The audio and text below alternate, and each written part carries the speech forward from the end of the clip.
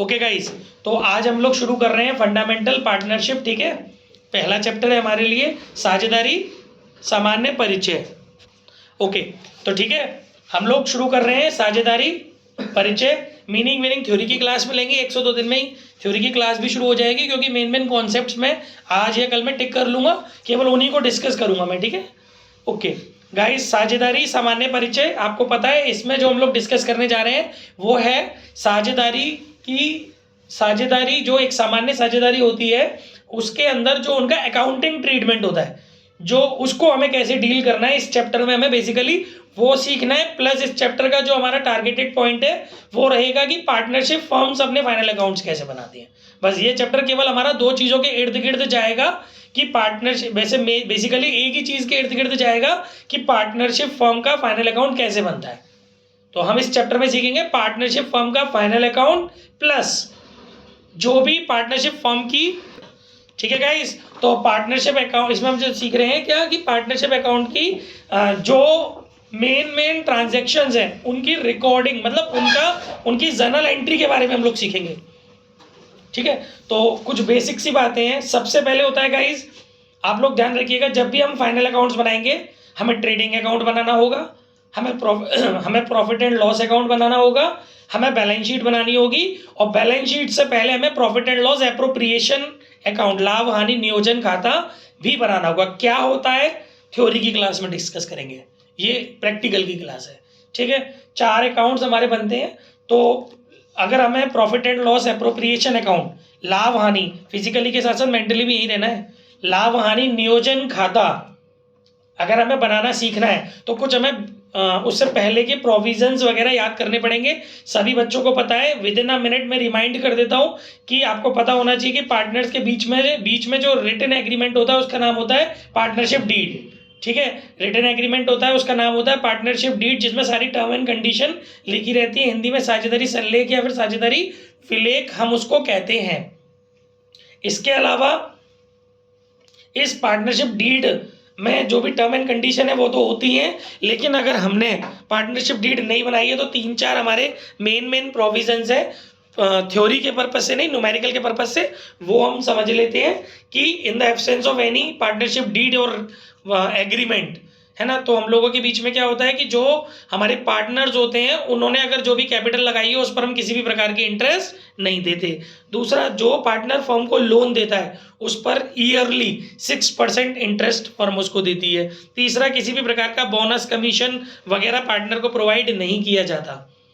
ठीक है, इसके अलावा जो प्रॉफिट और लॉस होता है वो इक्वली शेयर किया जाता है। ये 3-4 न्यूमेरिकल पॉइंट ऑफ व्यू से रूल है पार्टनरशिप डीड के एब्सेंस में अप्लाई होने वाले प्रोविजन पार्टनरशिप एक्ट 1932 के।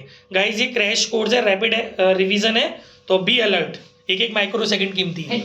ठीक है, इसके अलावा गाइस अब बात कर लेते हैं कुछ जर्नल एंट्रीज की। Before we start with journal entries we should know some basic terminology, like दो वर्ड्स पार्टनरशिप चैप्टर के अंदर, फंडामेंटल चैप्टर के अंदर बहुत ज़्यादा यूज होने वाले हैं, एंड दैट इज, एक होता है लाभों पर प्रभार, in English charge against profit.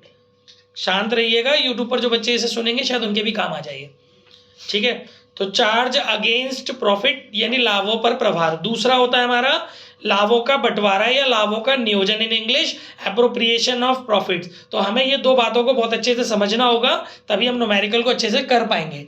Ma'am, charge against profit का मतलब होता है हमारी फर्म चाहे प्रॉफिट की पोजीशन में हो या लॉस की पोजीशन में, जो चीज़ें फर्म के लिए चार्ज अगेंस्ट प्रॉफिट होती हैं, लाभों पर प्रभार होती हैं, वो फर्म को देनी ही देनी होती हैं। यानी ऐसी चीज़ों को लाभ हानि खाते के, प्रॉफिट एंड लॉस अकाउंट के डेबिट साइड में दिखाया जाता है, जो चीज़ें फर्म के लिए चार्ज अगेंस्ट प्रॉफिट होती हैं। वैसे नॉर्मली एक ही चीज़ ज़्यादातर चार्ज अगेंस्ट प्रॉफिट, दो चीज़ें ज़्यादातर चार्ज अगेंस्ट प्रॉफिट मानी गई हैं।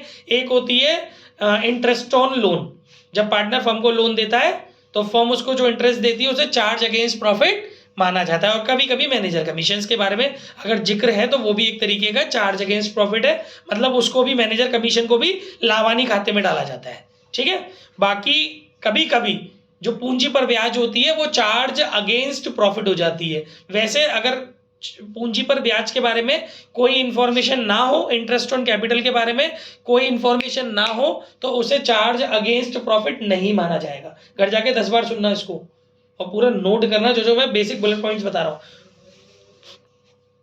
हूँ।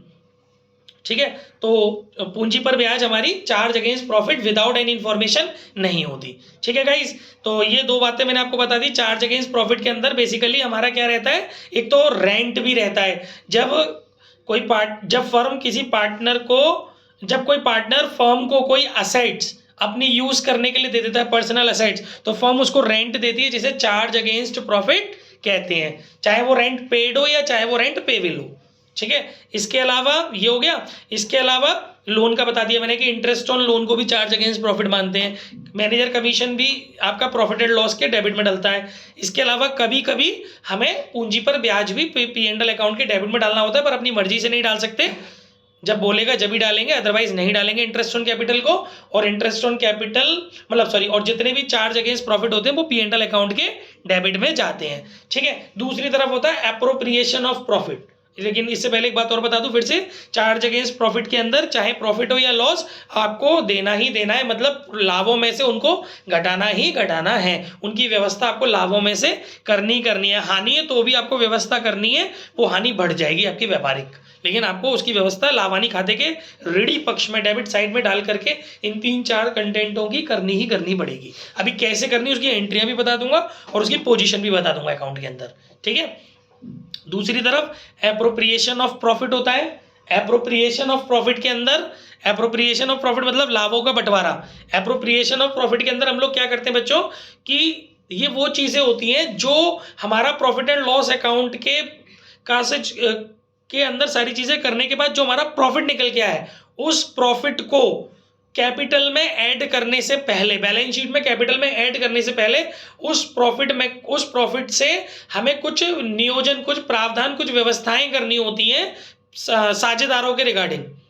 उसके बाद हमें डिविजिबल प्रॉफिट निकालना होता है, क्योंकि पार्टनरशिप फर्म के अंदर एक नियम होता है कि पार्टनरशिप फर्म में नेट प्रॉफिट कैपिटल में नहीं जुड़ता, बल्कि डिविजिबल प्रॉफिट कैपिटल में जुड़ता है। डिविजिबल प्रॉफिट मतलब विभाजन योग्य लाभ, पर यह विभाजन योग्य लाभ लाभानी खाते से प्राप्त नहीं होता।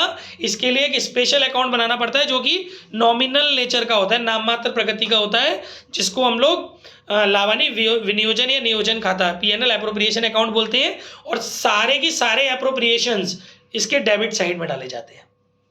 अब वो कौन कौन से एप्रोप्रिएशन होते हैं जो साझेदारों से संबंधित होते हैं। एक होता है साझेदारों को दिया जाने वाला पारिश्रमिक, मतलब रेम्युनरेशन, लाइक सैलरी और कमीशन टू पार्टनर। ठीक है, और दूसरा हमारा जो वो होता है नियोजन होता है, वो होता है पूंजी पर ब्याज। जो दूसरा एप्रोप्रिएशन होता है वो होता है इंटरेस्ट ऑन कैपिटल। ठीक है, और जो हमारा तीसरा एप्रोप्रिएशन होता है वो होता है कभी कभी, एक्चुअली वो एप्रोप्रिएशन नहीं है, बट उसको भी डिविजिबल प्रॉफिट की कैलकुलेशन करते समय लाभानी नियोजन खाते के डेबिट में डालना पड़ता है, जिसे बोलते हैं ट्रांसफर टू रिजर्व। ये किसी प्रकार का एप्रोप्रिएशन नहीं है, भाई प्रोविजन है।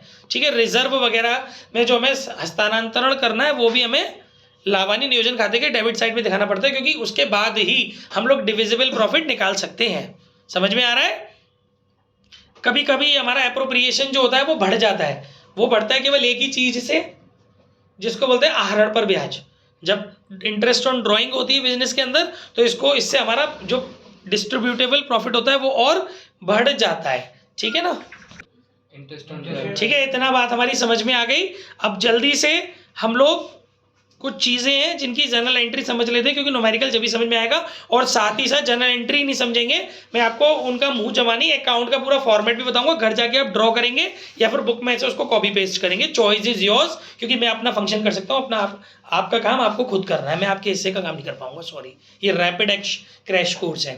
हाँ जी, तो सबसे पहले क्या होता है, हम चार्ज अगेंस्ट प्रॉफिट्स की बात कर लेते हैं।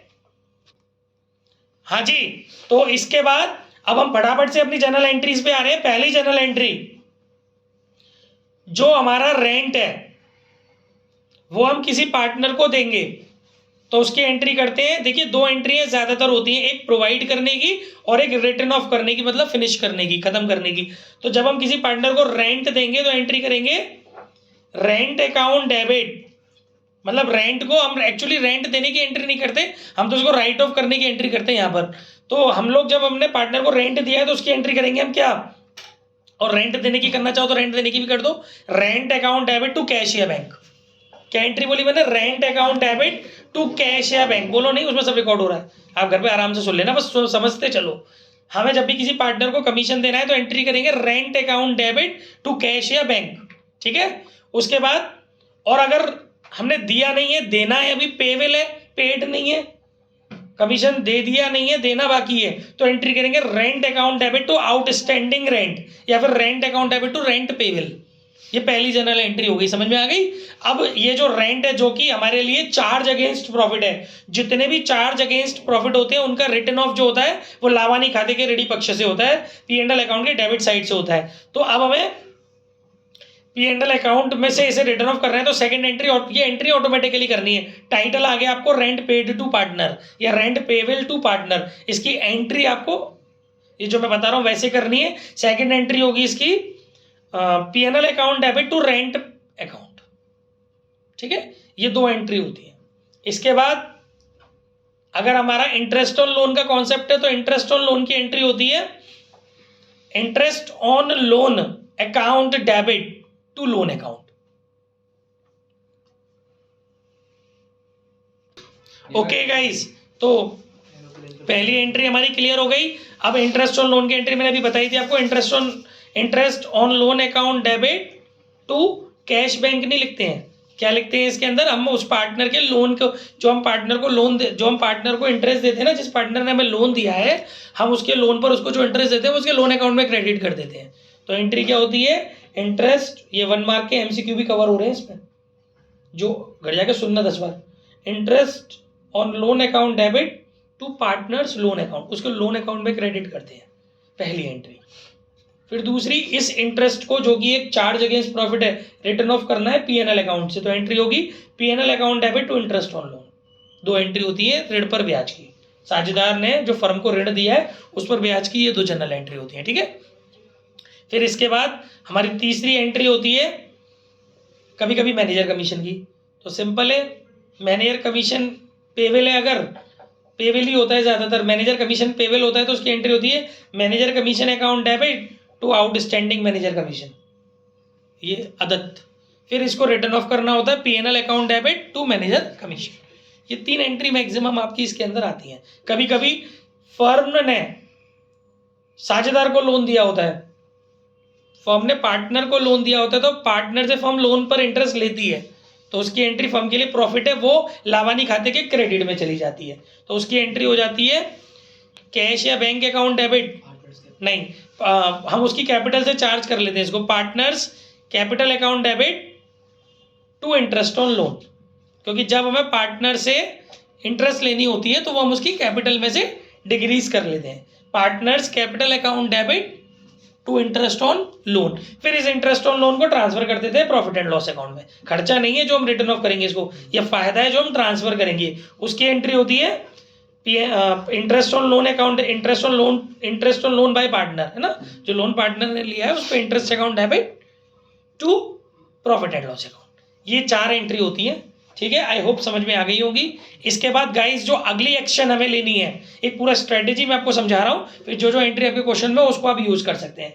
जो अगली एक्शन लेनी है वो होती है जो आपका प्रॉफिट एंड लॉस अकाउंट का प्रॉफिट आ रहा हो उसको आपको ट्रांसफर करना हो, अगर उसमें किसमें, लाभानी नियोजन खाते में, तो उसकी एंट्री क्या होती है, उसकी एंट्री होती है profit and loss account debit to profit and loss appropriation account, ठीक है। लाभ को हस्तांतरित करने की कुछ विशेष परिस्थितियों में हानियां भी, वो परिस्थितियां हम अभी बीच बीच में डिस्कस कर लेंगे, कुछ विशेष कंडीशंस में लॉसेस भी ट्रांसफर हो जाते हैं लाभानी नियोजन खाते में, उसकी एंट्री होती है profit and loss appropriation account debit to P&L, ठीक है। कुछ विशेष परिस्थितियों में होते हैं, ज्यादातर केस में अगर हमारे पास हानि है और सिंपल सोवर कंडीशन है तो इस हानि को डायरेक्ट पार्टनर की कैपिटल में डेबिट कर दिया जाता है, तो एंट्री होती है उस कंडीशन में normally partners capital account debit, और एक पार्टनर नहीं, ऑल पार्टनर्स।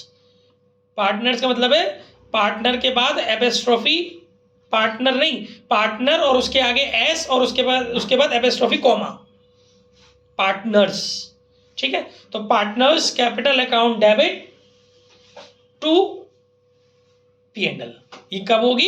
ये जब आपके हानि हो रही है और उस हानि को आप डायरेक्टली डिस्ट्रीब्यूट कर रहे हो पार्टनर्स की कैपिटल में। कुछ स्पेसिफिक परिस्थितियों में आपको हानि को भी लाभानी नियोजन खाते में ट्रांसफर करना होता है। उसकी एंट्री मैंने बता दी, P&L एप्रोप्रिएशन अकाउंट डेबिट। बार बार एक ही चीज नहीं बोल रहा मैं, क्योंकि आप रिपीट करके बार बार सुन सकते हो उसको। P&L appropriation account debit to P&L। अब वो फटाफट से 1 मिनट के अंदर वो 2 परिस्थितियां भी सुन लो। पहली परिस्थिति क्वेश्चन में बोला होगी लाभानी नियोजन खाता बनाइए, तो भाई साहब आपको ट्रांसफर करनी ही करनी पड़ेगी,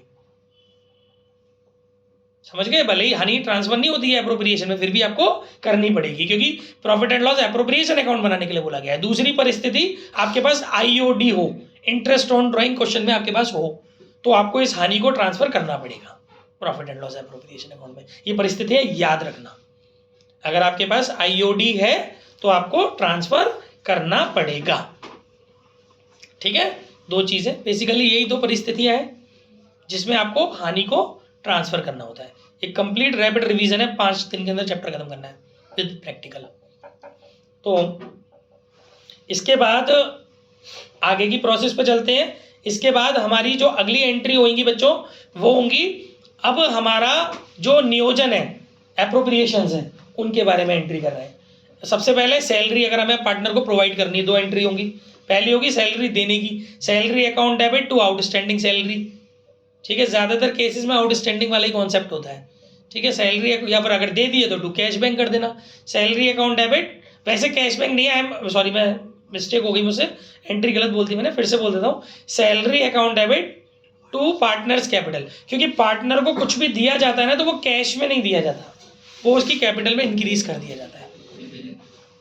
हम पार्टनर को कुछ भी देते हैं, बीच बीच में बच्चों कभी कभी गलती हो जाएगी, लेकिन आप मेरी वीडियो को